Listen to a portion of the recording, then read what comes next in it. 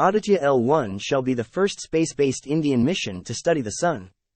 The spacecraft shall be placed in a halo orbit around the Lagrange point 1, L1, of the Sun-Earth system, which is about 1.5 million kilometers from the Earth. A satellite placed in the halo orbit around the L1 point has the major advantage of continuously viewing the Sun without any occultation, eclipses. This will provide a greater advantage of observing the solar activities and its effect on space weather in real time.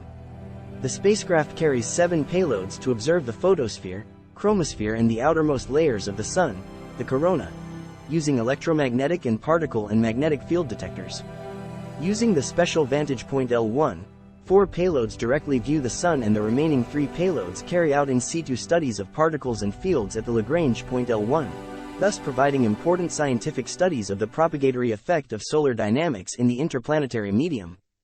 The suits of Aditya L1 payloads are expected to provide most crucial information to understand the problem of coronal heating, coronal mass ejection, pre-flare and flare activities and their characteristics, dynamics of space weather, propagation of particle and fields, etc.